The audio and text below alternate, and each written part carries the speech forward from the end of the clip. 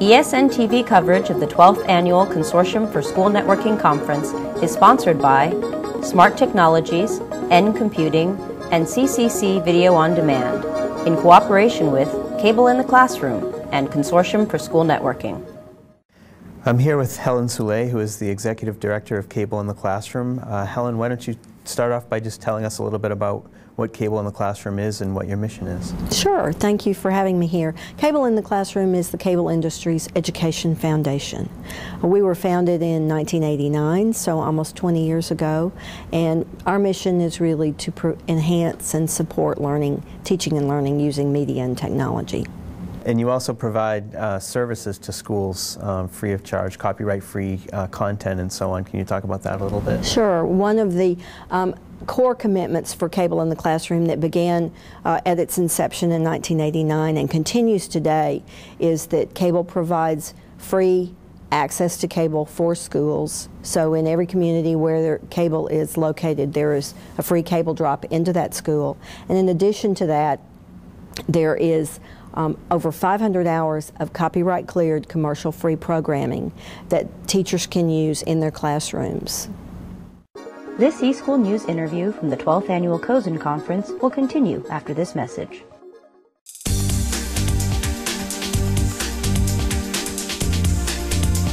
The interactive whiteboard is immediately impressive. They have found an increase in student participation, and that is also translated into higher test scores. Synchronize is a classroom management product that runs on the laptops of the students as well as the teacher. Synchronize allows that teacher to effectively manage the students in a one-to-one environment.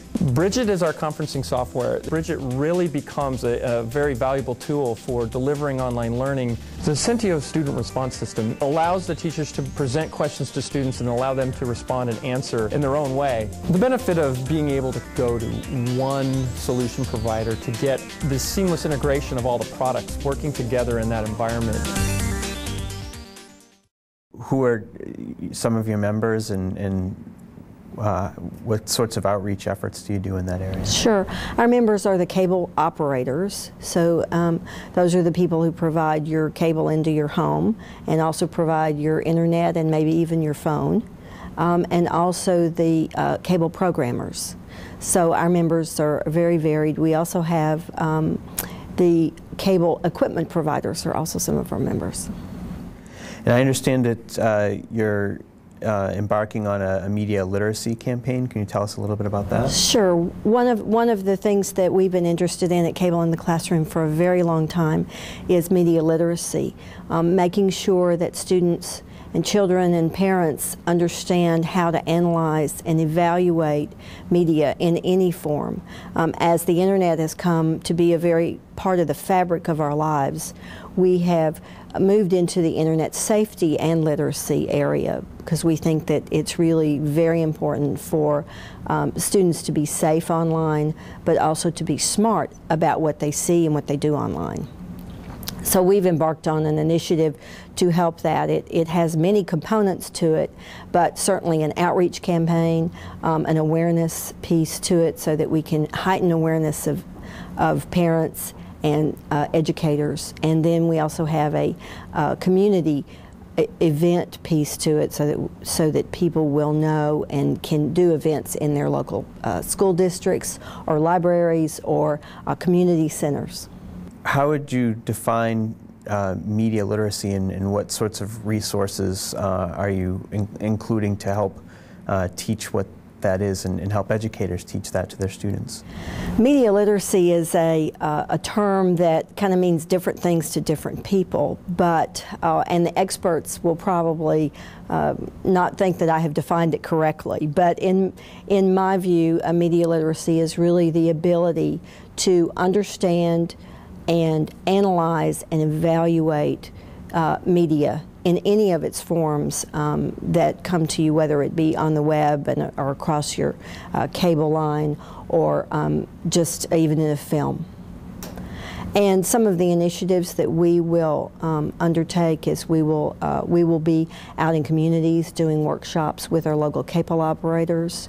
We will be developing a navigating guide for parents to this Web 2.0. It'll be a report that'll be available online and in paper. We will be doing some podcasts, and maybe we're even talking about doing some things like having a local town hall meetings and working with other community partners that have resources. This eSchool News interview from the 12th Annual COSN Conference will continue after this message.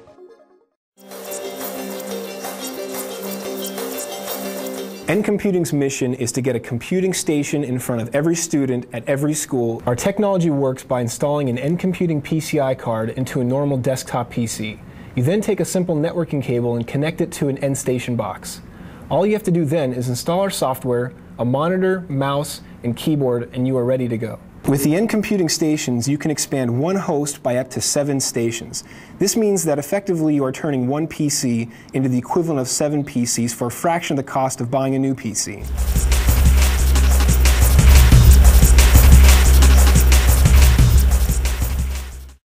And I understand that you also just recently launched a blog for educators. Yes, we just launched, really it's a podcast channel.